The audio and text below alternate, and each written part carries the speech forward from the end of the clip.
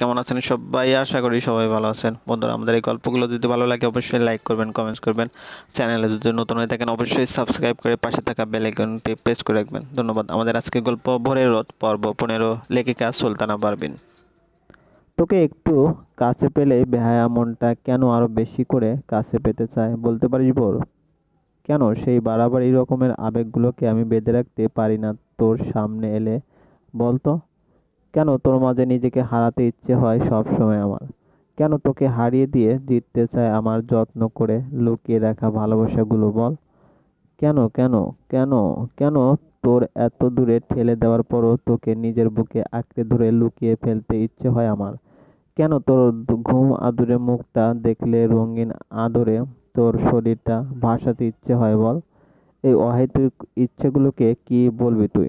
শুধুই কিছু ছেলেমানুষি, নাকি ভোরের নিস্তেজ মিষ্টি রোদের মতো তোর রোদের উষ্ণ ভালোবাসা? বল তো ভোর পাখি। রোদের এতগুলো প্রশ্নের একটাও ভোরের কান পর্যন্ত পৌঁছালো কি না কে জানে। ভোর তখনও রোদের উষ্ণ স্পর্শে অন্য কোনো দুনিয়ার আবেগে গা ভাসিয়ে দিয়েছে।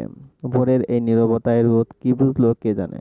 একটু থেমে ভোরের ঘাড়ের কাছে থেকে কয়েক গাছে চুল সরিয়ে দিয়ে ভোরের কাঁধে ঠোঁট বুলিয়ে দিয়ে ভোরের কানের লতিতে আলতো করে কামড় বসালো রোদ। রোদের এমন নেশা ধরানো স্পর্শে এবারে ভোরের ঘোরটা কেটে গেল।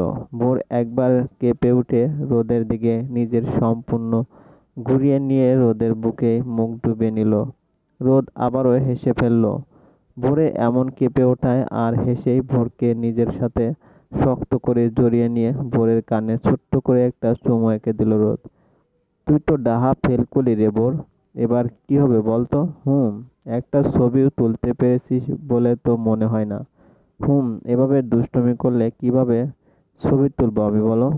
সেসব আমার জানার দরকার নেই। তুমি হেরেছিস, এবার নিজেই ঠিক কর কি পানিশমেন্ট দেওয়া যায় তোকে। আগে তো নিজে যেত। তুমি কয়টা ছবি তোলো আমিও দেখবো। ওকে, দেখ তাহলে। দেখি ক্যামেরার দিকে তাকা। রোদ ভোরের হাত থেকে মোবাইলটা নিয়ে মোবাইলের ক্যামেরার ফোকাস চেক করতে করতেই ভোর রোদের কোল থেকে একটু সরে এসে রোদের গলা জড়িয়ে ধরে রোদের মুখের বরাবর হলো। ভোর একদম রোদের মুখের বরাবর হয়ে ওর মুখের দিকেই অপলকে তাকিয়েছে বুঝতে পেরেও রোদ ভুরজোড়া কুঁচকে নিজের কাছে করছে। ছেলেটা একবারের জন্য ভোরের দিকে তাকাচ্ছে না দেখে ভোরের একটু অভিমানী হলো এবারে। রোদের মুখটা এক হাতে নিজের দিকে ফিরিয়ে এবারে রোদের চোখে চোখ রাখলো ভোর। না চাইতেও রোদের চোখ জোড়া আটকে গেল ভোরের মায়াকাড়া চোখের গভীরতায়। এই এই তুমি তাকাও না কেন আমার দিকে? তাকিয়ে কি হবে ভোর পাখি? অনেক কিছুই তো হতে পারে। তার জন্য তো তাকাতে হবে আমার দিকে নাকি? আচ্ছা, কি কি হবে শুনি? ভোর রোদের প্রশ্নের উত্তর না দিয়ে মিষ্টি করে হেসে রোদের চোখের আরো গভীরে তাকালো। সেই তপ্ত দৃষ্টি অপেক্ষা করার শক্তি বা ক্ষমতা কোনোটাই কি রোদের আছে? রোদের হাত ফসকে মোবাইলটা বিছানায় পড়ে যেতেই রোদ ভোরের কোমর পেঁচিয়ে ধরে ভোরকে নিজের কোলের উপরে বসিয়ে নিল। ভোরও রোদের ঠোঁটের কোণে ফুটে থাকা বাঁকা হাসিটার দিকে নজর রেখে রোদের গলা ধরে ঝুলে রইল। না রোদের থেকে নিজেকে ছাড়িয়ে নেওয়ার জন্য ছটফট করছে, আর না নিজে সরে আসছে। ভোরের এমন কাজে রোদ কিছুটা অবাকই হলো এবার। মেয়েটার মনে কি চলছে সেটা পড়তে পারছে না রোদ। আর পারছে না বলেই রোদের কেমন একটা চাপা অস্বস্তি হচ্ছে। রোদ ভোরের ঠোঁটের দুষ্টু হাসিটা বিশ্লেষণ শেষ করার আগে ভোর একটু এগিয়ে এসে রোদের কানের কাছে মুখ নিল। দেখেছো, এবারে তুমি ফেল করেছো। তো বলো তোমার পানিশমেন্টটা কি হওয়া উচিত? কি? ভোরের কথাটার মানে বুঝতে রোদের তেমন বেগ পেতে হলো না। মেয়েটার দুষ্টুমিটা এতক্ষণে টের পেল রোদ। পিচ্চিটা এভাবে ওকে বোকা বানাবে সেটা রোদ হয়তো কল্পনাও করতে পারেনি। তার উপরে রোদকে চমকে দিতে পেরে ভোর এত খুশি হয়েছে যে হাসতে হাসতে রোদের গায়ে গড়িয়ে পড়েছে।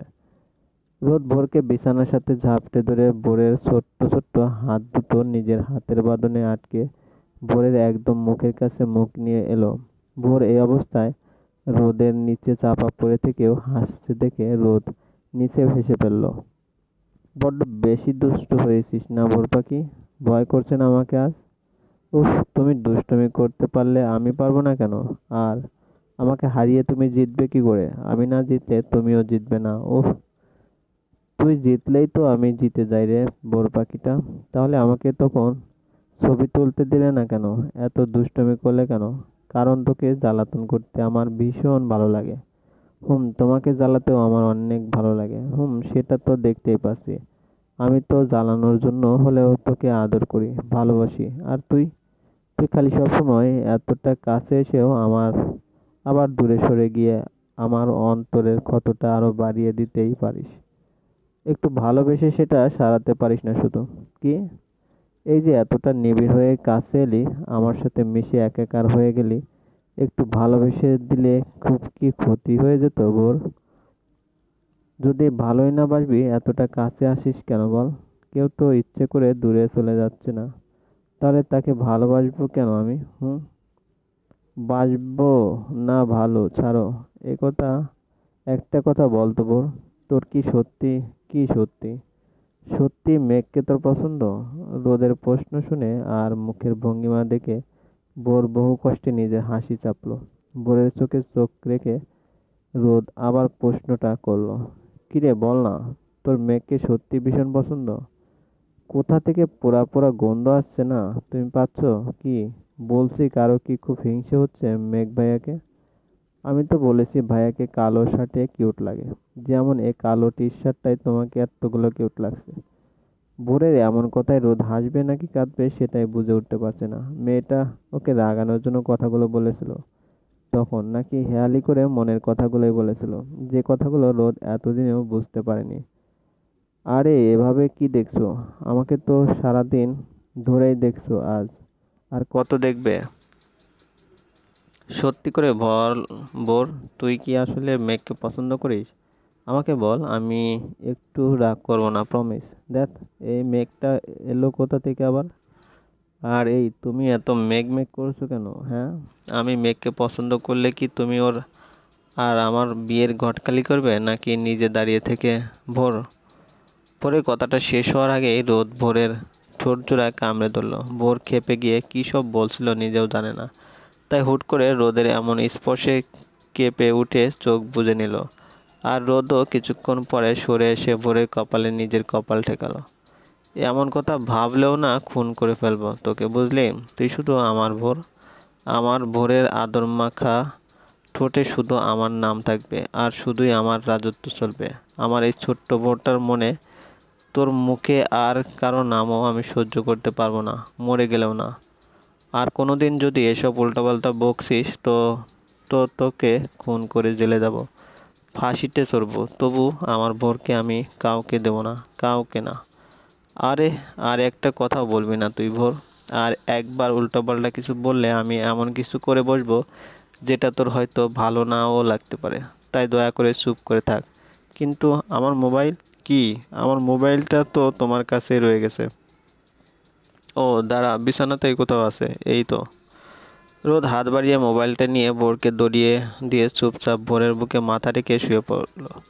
রোদের প্রচণ্ড মন খারাপ করছে, কেন করছে রোদ নিজেও হয়তো জানে না। তার ছোট্ট পরিটার থেকে দূরে চলে যাওয়ার চিন্তায়, নাকি ছোট্ট পরিটার তাকে ছেড়ে চলে যাওয়ার চিন্তায়। রোদের এমন চুপ করে যাওয়ায় ভোর মোবাইলটা একপাশে রেখে রোদের চুল টেনে দুষ্টুমিতে মাতল।